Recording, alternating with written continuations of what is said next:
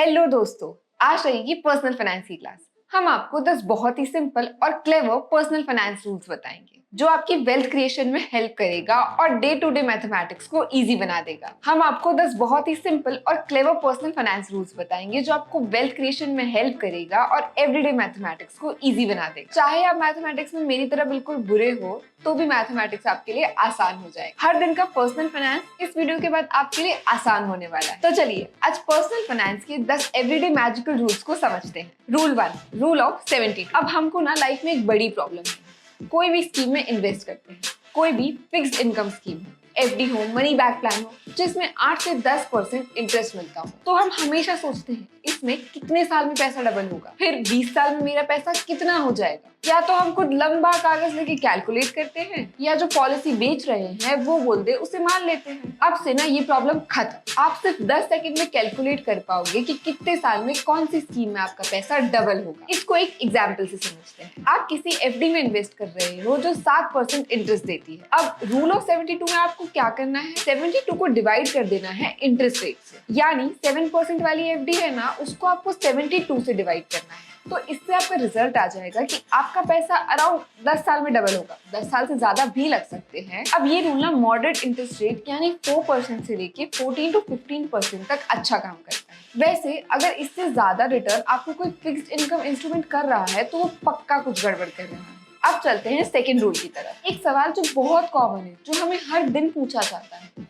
कि हम पैसा गोल्ड में कितना डालें, कितना डेट में, कितना रियल एस्टेट में, कितना स्टॉक्स में और कितना म्यूचुअल फंड्स में। ये रूल इस प्रॉब्लम को काफी हद तक सॉल्व कर देता है। नाम है 100 एज रूल। तो आपको क्या करना है, आप कितने साल के हो, जैसे मैं 20 इयर्स की हूँ तो 100 माइनस मेरी एज यानी 100 minus 20 which is equals to 80। तो ये रूल ये बोलता है कि 100 माइनस एज जो रिजल्ट आ रहा है, जो मेरे केस में 80 आ रहा है, यानी मुझे टोटल इन्वेस्टमेंट का 80% इक्विटी में डालना चाहिए और बाकी 20% बचे हुए एसेट क्लासेस में जैसे गोल्ड, बॉन्ड्स एक्सेट्रा। तो अगर कोई 40 का है तो 100 माइनस 40 यानी 60% इक्विटी में डालो और बचा हुआ 40 अदर एसेट्स में जैसे कि गोल्ड, बॉन्ड्स एक्सेट्रा। अब ये थंब रूल है। ये इस अजम्पशन पर है कि आपके ऊपर बहुत ज्यादा लायबिलिटी नहीं, आपने बहुत सारे लोन नहीं लिए हुए हैं, तो हर किसी का फाइनेंशियल प्लान अलग होगा। लेकिन ये एक जनरल आइडिया दे देता है फॉर अ पर्सन जिसके ऊपर लोन नहीं है और बहुत ज्यादा जिम्मेदारियां नहीं है। इस वीडियो में आगे बढ़ने से पहले एक छोटा सा डिस्क्लेमर जरूरी है कि ये जो पर्सनल फाइनेंस की रूल है ये जनरली एकेडमी क्रिएटेड रूल्स है। ये कोई भी पर्सनल फाइनेंस एडवाइस नहीं है और इनके बेसिस पे आप पर्सनल फाइनेंस की प्लानिंग कर लो, ऐसा भी नहीं। लेकिन हाँ,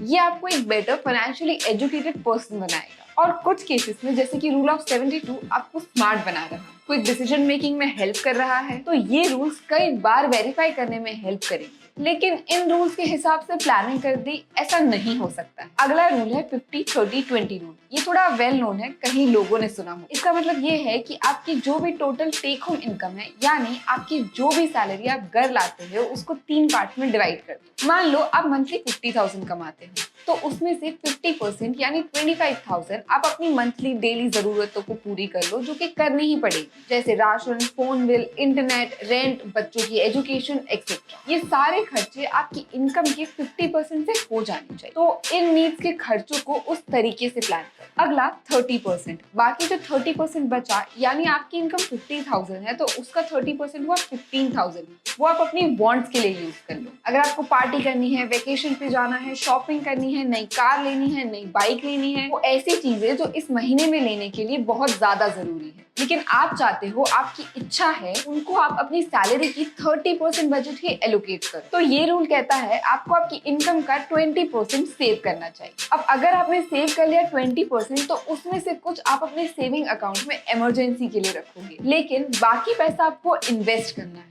यानी fully 15 to 20% of your income should be invested every month. इसी से एक सवाल आता है कि सेविंग्स अकाउंट में कितना पैसा रखना है और कितना इन्वेस्ट करना है, और यही काम आता है फोर्थ रूल। इस रूल का नाम है 6x इमरजेंसी रूल। यानी आपके जो मंथली खर्चे हैं आप आपको उसका 6 गुना अकाउंट आपकी सेविंग अकाउंट में रखना है, क्योंकि वो लिक्विड कैश की जरूरत आपको कभी भी पड़ सकती है। अब हम कह रहे हैं कि आप उसको सेविंग अकाउंट में रखो, तो इसका मतलब ये नहीं कि आप उस पर सिर्फ 2.5% कमाओ। उस पे अपने बैंकर को बोलो कि मुझे पता है स्वीप अकाउंट एग्जिस्ट करता है और इसमें ऑटो स्वीप ऑन कर दो, जिससे आपको सेविंग अकाउंट पे भी डबल रिटर्न्स मिलेंगे। 2-3 की बजाय आपको 6 से 7% का रिटर्न सेविंग अकाउंट पर मिलता रहेगा और सेविंग अकाउंट की फ्लेक्सिबिलिटी भी रहेगी। आप जब चाहे उसको रिडीम कर सकते हो, लेकिन रिटर्न आपको ज्यादा मिलेगा जितने दिन वो पैसा आपके अकाउंट में है। और अगर आपकी मंथली एक्सपेंसेस है 25,000, तो आपको अपने सेविंग्स अकाउंट में 1.5 लाख रुपए रखने हैं। Rule 5, 20x life insurance. इसी से कनेक्ट करते हुए एक और सवाल आता है। इस सवाल के बाद अक्सर लोग हमें पूछते हैं कि आपने ये तो बता दिया कि इमरजेंसी फंड कितना लेना है, अब ये भी बता दो कि लाइफ इंश्योरेंस कितना लेना है। इसका भी एक रूल है, ये कहता है कि अगर आपकी एनुअल इनकम 60,000 है तो आपको उसका 20 गुना लाइफ इंश्योरेंस के लिए लेना चाहिए। यानी अगर आप ईयरली 10 लाख कमाते हो तो आपको 2 करोड़ का लाइफ इंश्योरेंस लेना चाहिए। जो भी आपकी एनुअल इनकम है उसका 20 टाइम्स आपको लाइफ इंश्योरेंस लेना है। जब हम कह रहे हैं कि लाइफ इंश्योरेंस, तो हमारा मतलब है टर्म प्लान, किसी और इंश्योरेंस से हमारा कोई मतलब नहीं। आपको टर्म प्लान ही लेना है। अब अगला एक और सवाल बहुत लोगों से हमें ये आता है कि हम टोटल कितना लोन ले सकते हैं, हमारी इनकम इतनी है तो हमें कितना लोन लेना चाहिए मैक्सिमम। तो इसका रूल है 40% EMI रूल। यानी अगर आपकी इनकम 50,000 पर मंथ है तो आपको इतना लोन देना है कि आपकी EMI 20,000 से ज्यादा की ना। अब इसमें एक और चीज आई है कि आपकी EMI 20,000 होगी या 15,000 होगी। मान लो 10 लाख का लोन लेते हैं, अब आपकी EMI 50,000 होने वाली है, 1 लाख होने वाली है या 10,000 होने वाली है। ये इस बात पे डिपेंड करेगा कि आप कितने समय के लिए लोन ले रहे हो। तो ये रूल ना आधे प्रॉब्लम सॉल्व कर देता है। ये बताता है कि आपका EMI कभी भी, जो भी आपके मंथली पे आउट्स होंगे, आप बैंक को जो किस्त चुकाओगे, वो कभी भी आपकी टोटल सैलरी का 40% से ज्यादा नहीं होना चाहिए। तो आपको एक अंदाजा लग जाता है। यहाँ हम सिर्फ होम लोन की बात नहीं कर रहे हैं, सारे लोन कंबाइन कर और अलग अलग टेन्योर में कितना पे आउट आएगा, कितनी EMI आएगी, उसके लिए आप अरिहंत का EMI कैलकुलेटर यूज कर सकते हो। ये सबके लिए फ्री है। I am adding the link in the description. अब अगला रूल है रिटायरमेंट प्लानिंग को लेकर। इसका नाम है 25x रिटायरमेंट प्लान। ये रूल हमें ये बताता है कि कब हम खुद के रिटायरमेंट के लिए रेडी है। तो अक्सर आजकल हम ये सपने देखते हैं कि मैं 40 में रिटायर होना चाहता हूँ, 35 में रिटायर होना चाहता हूँ, 30 में रिटायर होना चाहता हूँ, और कुछ इन्फ्लुएंसर्स तो ये भी कहते हैं कि पैदा होने से पहले ही रिटायर हो सकते हैं। खैर, हम सबकी इच्छा होती है कि एक फिक्स समय पे हम रिटायर हो जाए। तो कब आप रिटायर होने के लिए रेडी है, ये रूल हमें ये बताता है। ये रूल सिंपल चीज कहता है, अगर आपके मंथली एक्सपेंसेस 1 लाख है फॉर एग्जाम्पल, तो आप तब रिटायर होने के लिए रेडी हो जब आप अपने सेविंग अकाउंट में एक कैपिटल रख दो और आपको हर महीने इंटरेस्ट 1 लाख से ज्यादा मिले। अब सेविंग्स अकाउंट में आपको 3 से 4% का इंटरेस्ट मिलेगा। इसलिए ये रूल ये कहता है कि आपकी जो ईयरली एक्सपेंसेस हैं, उसका 25 गुना पैसा आपकी सेविंग्स अकाउंट में होना चाहिए।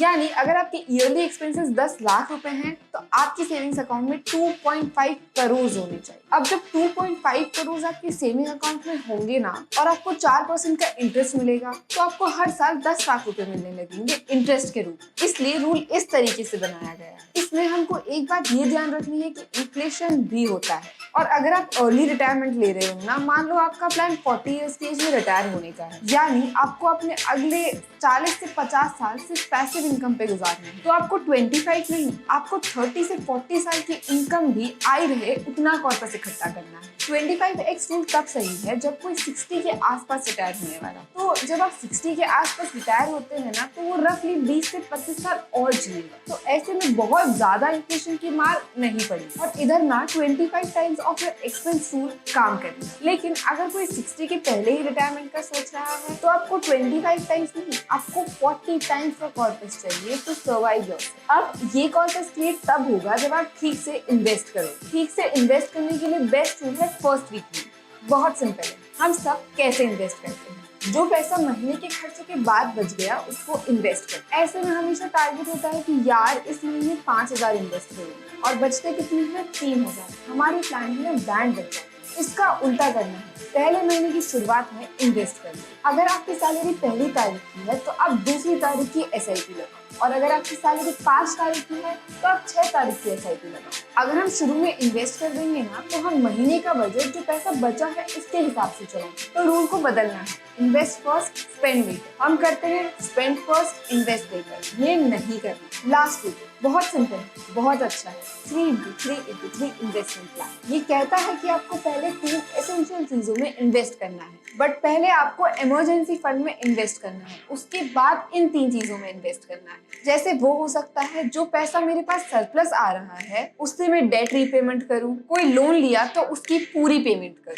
सेकंड है मैं अपना रिटायरमेंट प्लान करूं, नेशनल पेंशन स्कीम में इन्वेस्ट करूं। और तीसरा है गोल्ड, जिससे ये जो इकोनॉमी में ऊपर नीचे हो रहा है ना उससे खुद को प्रोटेक्ट करना, क्योंकि जो गोल्ड प्राइसेस है ना, देश हो, शहर हो, टेररिज्म हो, कुछ भी हो, कभी इफेक्ट नहीं होती है। मैं एक हेज क्रिएट कर रही हूँ अपने इन्वेस्टमेंट प्लान का। उसके बाद आता है इन्वेस्टमेंट। अब ये आप कर सकते हो स्टॉक्स में, म्यूचुअल फंड्स में, रियल एस्टेट में। ये तीनों ही ऑप्शन बहुत अच्छे हैं, डिपेंडिंग ऑन आपको क्या सूट करता है। तो सबसे पहले बेसिक्स, उसके बाद कस्टमाइज चीजें आपकी जरूरत के हिसाब से, और उसके बाद आपके इन्वेस्टमेंट प्लान। तो मैंने आपको 9 से 10 अच्छे खास रूल्स बता दिए, लेकिन याद रहे ये जो सारे रूल्स है ना ये थंब रूल्स, तो ये आपकी सिचुएशन को समझ नहीं सकते। इस मामले में ये थोड़े डम रूल्स हैं, ये आपकी सिचुएशंस को समझते नहीं है। इसलिए कौन सा रूल आप पर अप्लाई होगा, किस कंडीशन में होगा, वो आपको डिसाइड करना है।